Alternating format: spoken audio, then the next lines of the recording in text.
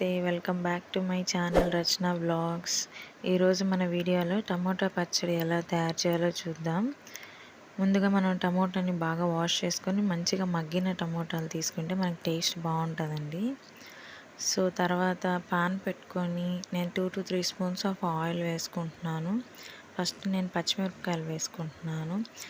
కారం ఎక్కువ తినే వాళ్ళకి కొంచెం ఎక్కువ వేసుకోవచ్చండి, లేదు తక్కువ తినే వాళ్ళకి తక్కువ, మనకు తగ్గట్టు మనం వేసుకోవచ్చండి. నాకైతే 7 మిర్చీస్ పడ్డాయి ఇక్కడ. సో తర్వాత నేను టమోటాలు కూడా వేసేసాను. కొంచెం పచ్చిమిరపకాయలు బాగా వేగిన తర్వాత టమోటాలు కొంచెం బాగా వేగడానికి కల్లుప్పు అనేది నేను యాడ్ చేశాను ఇక్కడ.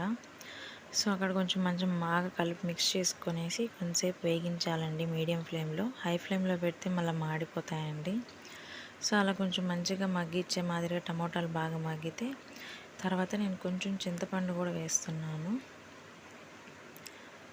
పులుపు అనేది కొంచెం చింతపండు నేను నాకు తగిన క్వాంటిటీతో నేను వేసుకుంటున్నానండి. మీరు తగిన క్వాంటిటీతో మీరు వేసుకోవచ్చు. సో ఇది బాగా మగ్గాలి కాబట్టి నేను కొంచెంసేపు మీడియం ఫ్లేమ్లో పెట్టేసి మూత పెట్టేస్తున్నానండి.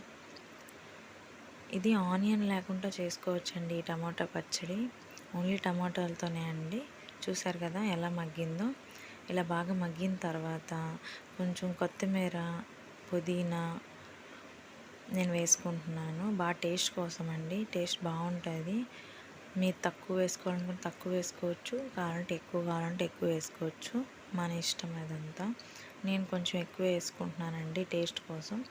ఇవంతా బాగా మిక్స్ చేసి కొంచెంసేపటి వరకు ఒక 2 minutes అండి, కొంచెం కొత్తిమీర అదంతా కొంచెం మగ్గే మాదిరిగా చూసుకోవాలి.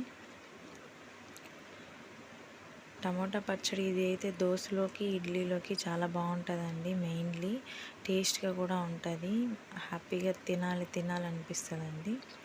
చూస్తున్నారు కదా, నేను ఇక్కడ చిన్న బౌల్ మాదిరి గిన్నె తీసుకున్నాను. దాంట్లో నేను టమాటా పచ్చడి బాగా మగ్గిన తీసుకొని నేను కొంచెం ముద్దగవ్వతో నేను బాగా మిక్స్ చేస్తున్నానండి. మిక్సీలో కూడా వేసుకోవచ్చండి, కాకపోతే ఏంటంటే ముద్దగవ్వతో బాగా మిక్స్ చేస్తే బాగా టేస్ట్ ఉంటుంది కాబట్టి నేను టమాటా పచ్చడి అయితే రెడీ అయిపోయిందండి. మీకు నచ్చితే మీరు ట్రై చేయండి. Thank you for watching.